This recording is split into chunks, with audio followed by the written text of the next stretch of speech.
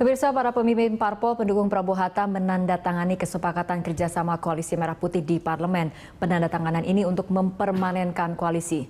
Jika koalisi permanen terbentuk, maka presentasinya di Parlemen akan mendominasi. Namun sejumlah pengamat menilai koalisi permanen yang diusung oleh 7 partai politik ini tidak bertahan lama, bahkan justru bubar di tengah jalan. Dan kita akan membahasnya mengenai koalisi permanen Merah Putih bersama sejumlah narasumber. Telah hadir di Studio Berita 1, pengamat politik Indria Samego dan juga mantan anggota Dewan Pertimbangan Golkar Fahmi Idris.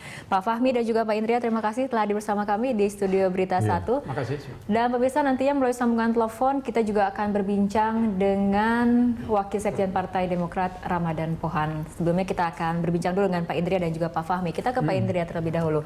Pak Indria, sebetulnya kemana arah koalisi permanen Merah Putih ini?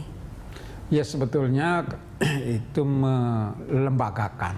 Kalau mau disebut melembagakan koalisi yang sudah terbentuk sejak menjelang Pilpres kemarin.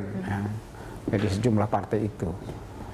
Kemudian saya membaca ada 2 hal yang mungkin ingin disampaikan lewat itu. Pertama, bahwa koalisi itu ingin sungguh-sungguh bekerja sama bersatu mulai dari awal pembentukan sampai ya nantilah gitu ya 5 tahun ke depan di parlemen itu.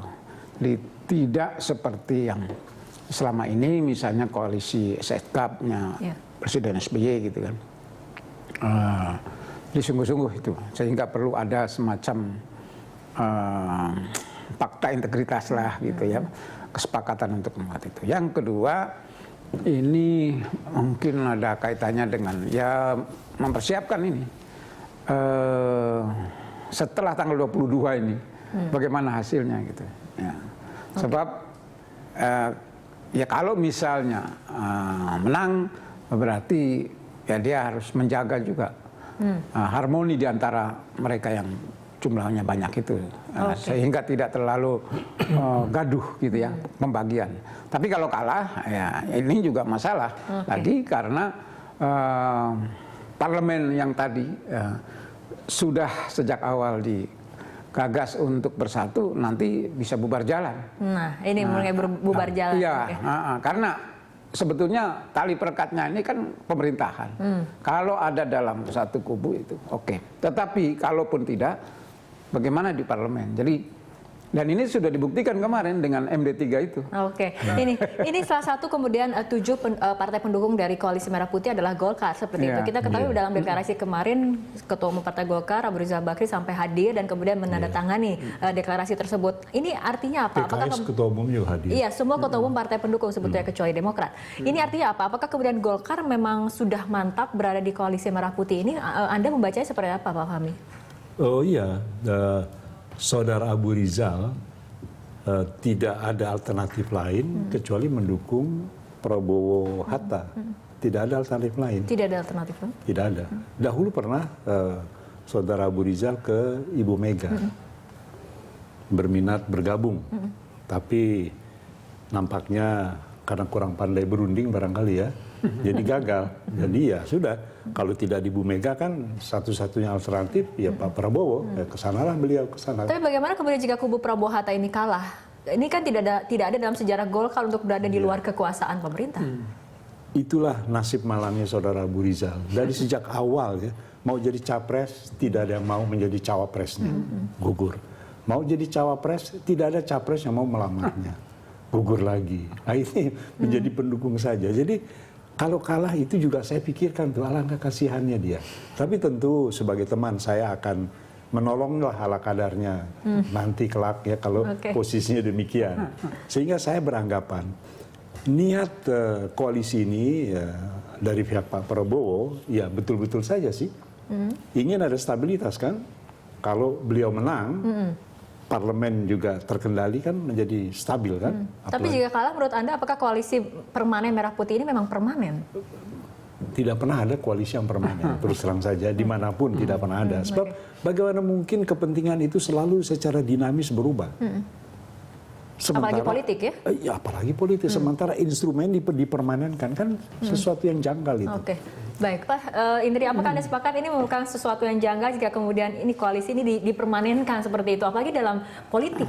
Ya, ada dua hal yang membuat itu tidak biasa. Yang pertama, koalisi kalau kita lihat istilah itu datang dari sebuah sistem pemerintahan yang parlementer.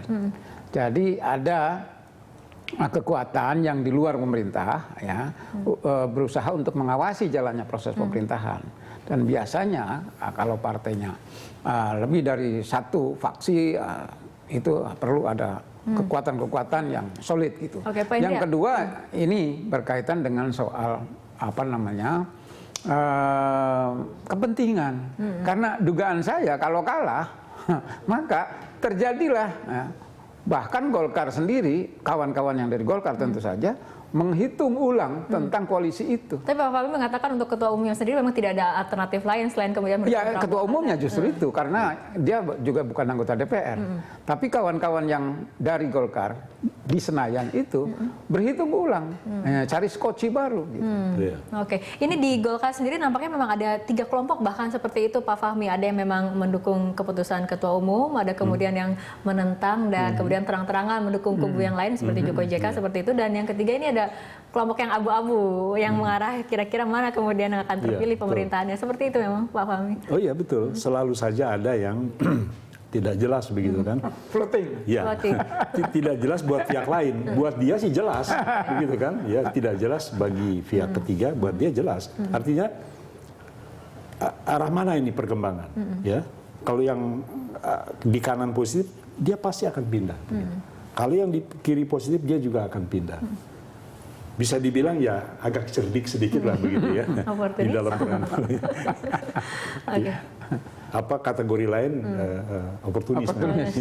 Di bidang politik itu hal biasa. Nah, bagi yang memilih nomor 1 atau bagi yang memilih nomor 2, menurut saya sih biasa saja. Artinya begini, di Golkar itu bukan perpecahan. Kalau ada yang memilih nomor 1, ada yang memilih nomor 2. Karena begini, survei ya, ada beberapa survei yang dilakukan baik oleh Kompas, oleh para Manida dan sebagainya, menanyakan anggota Partai masing-masing. Iya. Siapa yang akan Anda pilih nanti? Gerindra itu 65% memilih siapa? Nomor 1. Nomor 1. Yang lain memilih nomor 2. Ya. Golkar 35% itu memilih nomor 1. 5% tidak menjawab, 60% itu memilih nomor 2. Jadi memang dalam internal partai masing-masing memang sudah ada. keterbelahan seperti itu sudah ya? ada kecenderungan begitu. Oke, baik. Bapak-bapak kita start dulu perbincangan, kita ikuti jeda berikut terlebih dahulu.